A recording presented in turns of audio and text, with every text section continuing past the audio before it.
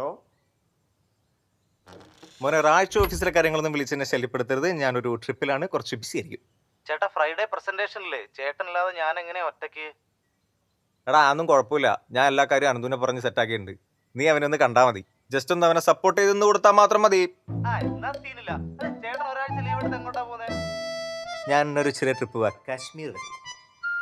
കാശ്മീർക്കോ? ഇതാണോ ചെറിയ ട്രിപ്പ്? എന്നിട്ടെന്താ നമ്മളോടൊന്നും പറയാതിരുന്നേ? ഒന്നും പറയാൻ പറ്റില്ല മോനെ, എല്ലാം വളരെ പെട്ടെന്നായിരുന്നു. ആരൊക്കെ ഉണ്ടപ്പം? ഞാനും എൻ്റെ ഫ്രണ്ടും പിന്നെ അവൻ്റെ ഗേൾ ഫ്രണ്ടും. അമ്മ ചേച്ചി ഒന്നുമില്ല. അവളെയൊക്കെ കൂട്ടി പോയി കഴിഞ്ഞാൽ തണുപ്പടിച്ച് ജലദോഷം അടിച്ച് തലവേനെടുത്ത് ഭ്രാന്തായി മോന്തം മനുഷ്യനെ കൂട്ടും. അപ്പൊ ഒറ്റയ്ക്ക് പോയി അടിച്ചു വിളിക്കാനുള്ള പ്ലാൻ ആണല്ലേ? എടാ, ഈ കാശ്മീർ ജമ്മു എന്നൊക്കെ പറയുന്നത് കുറെ കാലമായിട്ടുള്ള ഒരു വലിയൊരു ആഗ്രഹം. പിന്നെ ഓഫീസിന്റെ തിരക്കിന്റെ നമുക്ക് മാറി നിൽക്കണ്ടേ. പിന്നെ ഇവിടത്തെ ചില ശല്യങ്ങളിൽ നിന്നും മാറാനുള്ളൊരു പരിപാടി കൂടി ഉണ്ട്. അതാരാ? ഹലോ ഹലോ ചേട്ടാ, കേൾക്കുന്നുണ്ടോ? ഹലോ. ഇൻസ്റ്റാഗ്രാമിലൊക്കെ അപ്ഡേറ്റ്സ് ഒക്കെ ഉണ്ടാവും. കാശ്മീറല്ലേ, ലൈക്ക് ചെയ്യണം, ഷെയർ ചെയ്യണം. നോക്കടാ, എനിക്ക് കുറച്ച് ഷോപ്പിംഗ് ഒക്കെ ചെയ്യാനുണ്ട്. ട്രിപ്പൊക്കെ അല്ലേ കാശ്മീർ. ശരി. കശ്മീർ കന്യാകുമാരി.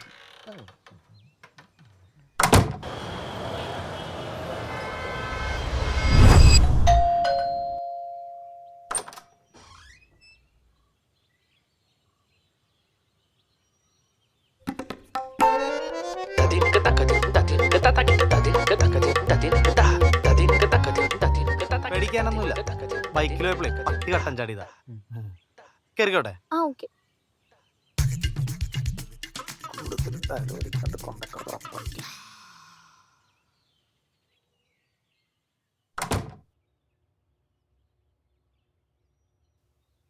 സൂക്ഷിച്ച്.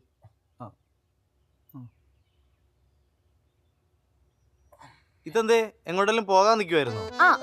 ചെറിയൊരു ട്രിപ്പ്, കാശ്മീർ വരെ. അടിപൊളി. ഡോക്ടർ പറഞ്ഞേക്കുന്ന 2 ആഴ്ചത്തെ റെസ്റ്റാ.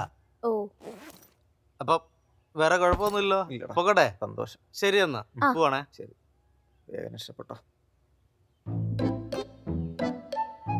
ഇതാണോ ഈ എന്തോ പോയ അണ്ണാന്റെ കൂട്ടിരിക്കാന്ന് പറയുന്നേ? എന്തൊക്കെയായിരുന്നു. കശ്മീരിൽ ഇപ്പം സ്കേറ്റിംഗ് ചെയ്യാൻ നല്ല രസമായിരിക്കും അല്ലേ? നല്ല വിഷമം ഉണ്ടാവും അല്ലേ? സാരമില്ല, റെസ്റ്റ് എടുക്ക്, അഹങ്കാരം കുറച്ച് കുറയട്ടെ. ഇനിയിപ്പോ ഇവിടെ ഇരുന്ന് ഇൻസ്റ്റയിൽ സ്റ്റോറിയൊക്കെ ഇടാലോ. എനിക്ക് ട്രിപ്പ് പോകാൻ പറ്റാത്തല്ല വിഷമം. 3 ആഴ്ച നിന്റെ മുഖം കണ്ട് ഇവിടെ ഇരിക്കണ്ടേ, അതാലോചിക്കും എനിക്ക്. ഇത്ര ബുദ്ധിമുട്ട് ഇവിടെ നിൽക്കണമെന്നില്ല. താൻ തന്റെ ഫ്രണ്ടിനെ വിട്ടു പോക്കോ, അല്ലെങ്കിൽ നമുക്കിപ്പോ വലിയ റോളൊന്നും ഇല്ലല്ലോ. അവിടെ കിടക്ക്. വയ്യാണ്ട്.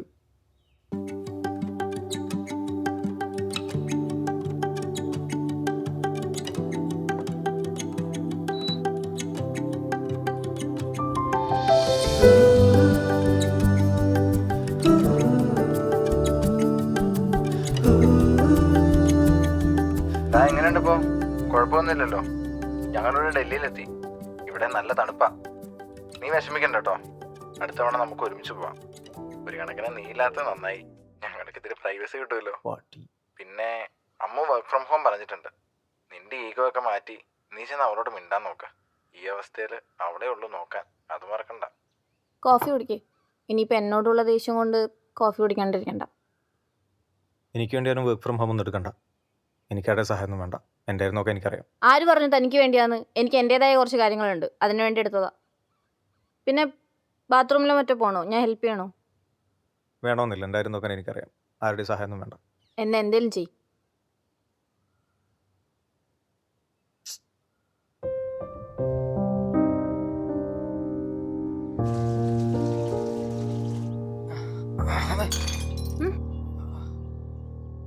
അയ്യോ, ഞാൻ പറഞ്ഞില്ലേ പിടിക്കാന്ന്. ആരോടെ ഈ ദേഷ്യം? ഇത് തന്നിഷ്ടത്തിന് ഓരോന്ന് കാണിച്ചിട്ട് 3 ആഴ്ച എന്നുള്ളത് 3 മാസമായാലും മാറാൻ പോണില്ല കേട്ടോ. വാ, ഞാൻ പിടിക്കാം. എനിക്ക്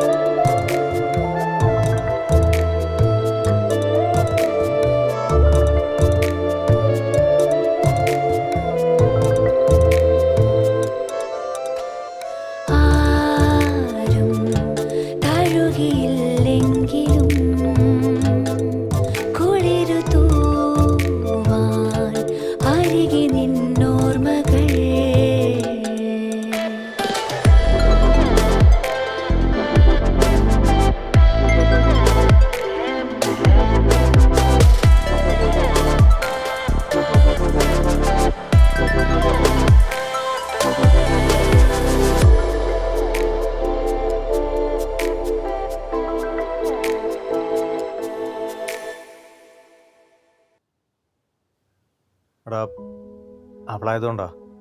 വേറെ ആരെങ്കിലും ആണെങ്കിൽ എന്നെ എപ്പോൾ ഇട്ടിട്ട് പോയെന്നറിയോ. എനിക്കും പോയി മിണ്ടണം എന്നൊക്കെ ഉണ്ട്, പക്ഷെ നിനക്ക് അവളുടെ സ്വഭാവം അറിയില്ലേ. എന്തേലും പറഞ്ഞാൽ ആട്ടി ഓടിക്കും. എന്റെ പൊന്നടാ, നിന്റെ അടുത്തേട്ടും വൃത്തിയായിട്ട് ഈഗോയൊക്കെയാണ് പ്രശ്നം. കിട്ടാനുള്ളത് കൈയോടെ മേടിച്ചു. നീ ഒന്നും ആലോചിക്കണ്ട, പോയി മിണ്ടാൻ നോക്ക്. നിന്റെ വായിലെ വാക്കിന്റെ തന്നെ അറിയാലോ നിനക്ക്. നോക്കട്ടെ, ഞാൻ വിളിക്കടാ. അവൻ എങ്ങനെയുണ്ട് ഇപ്പോ? അല്ല നീ മിണ്ടിയോ? എൻ്റെ പൊന്നേച്ചി, കുഞ്ഞു കുട്ടികൾ ഇവനെ കാട്ടിയും ഭേദമാണ്. അവൻ്റെ വാശിയാ സഹിക്കാൻ പറ്റാത്തത്. എന്തായാലും ഇപ്രാവശ്യം ഞാനായിട്ട് മിണ്ടാനൊന്നും പോണില്ല. എന്നാലും ഇത്രയും ദിവസം നീ എങ്ങനെ അവനോട് മിണ്ടാതിരുന്നടി? ആ കിടപ്പ് കാണുമ്പോൾ പാവം തോന്നും, ഒരു പൊട്ടന. പക്ഷെ നമ്മൾ എല്ലാ പ്രാവശ്യം താന്നോടുത്താലേ ശരിയാവില്ല. ഒരു കാര്യമില്ലാത്ത കാര്യത്തിന് അവൻ ഈ ഷോയൊക്കെ ഇട്ട് നിൽക്കുന്നത്. സ്വയം മനസ്സിലാക്കി വരുന്നുണ്ട്, വരട്ടെ, നോക്കാം. നിന്റെ ഇഷ്ടം പോലെ ചെയ്.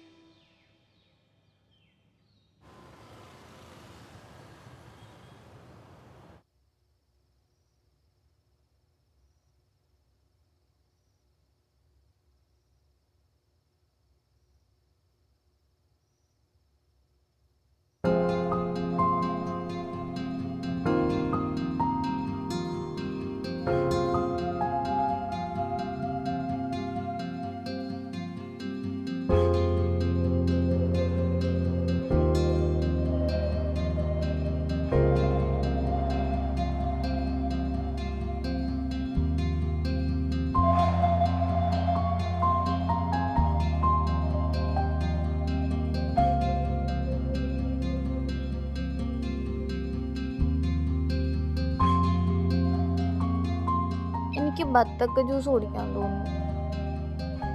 തരാം.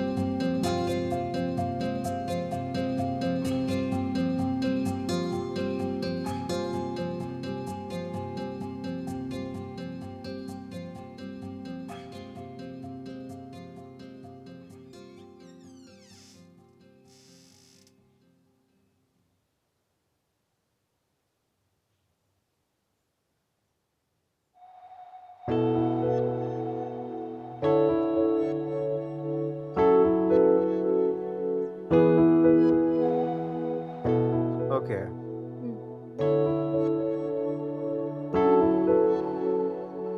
നമുക്കൊന്ന് പുറത്തേക്ക് പോവാം. ഏ? അല്ല, കുറെ ദിവസമായില്ലേ ഇവിടെ തന്നെ ഇങ്ങനെ ഇരിക്കുന്നേ. നമുക്കൊന്ന് പുറത്തോട്ട് ഇറങ്ങിയാലോ?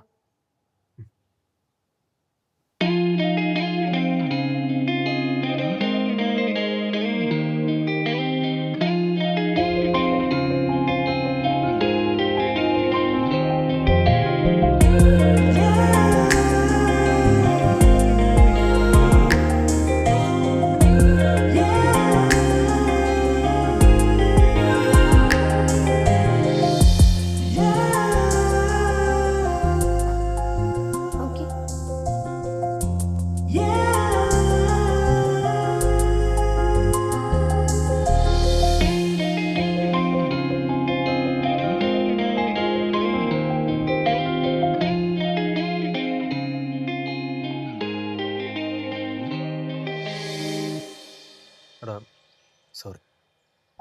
സോറിയോ? എന്തു പറ്റിയപ്പോൾ സോറിയൊക്കെ പറയാൻ തോന്നാൻ?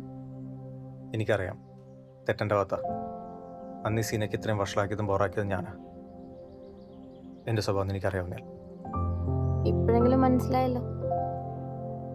എടാ ഒന്ന് ക്ഷമിക്ക്. നീ എന്താ മനുവിനോട് പറഞ്ഞ് ചില ശല്യങ്ങളിൽ നിന്ന് എങ്ങനെയെങ്കിലും ഒരു ബ്രേക്ക് എടുക്കണം എന്നല്ലേ?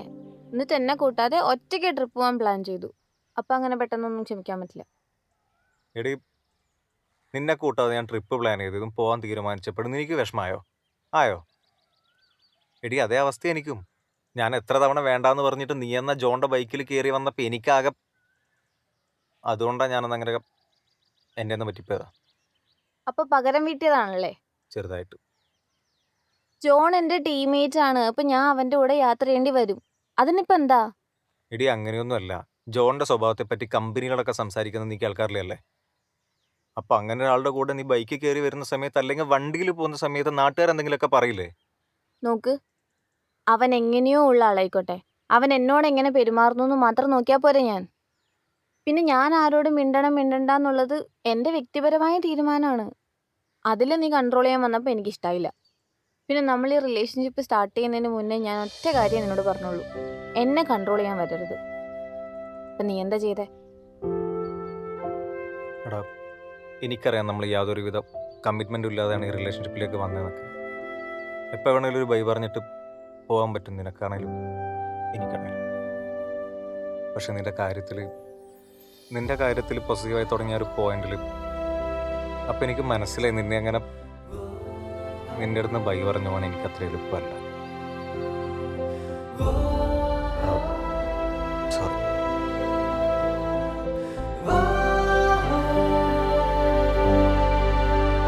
ഇഷ്ടമായ കൊള്ളാം, നന്നായിരുന്നു. കൊള്ളാം.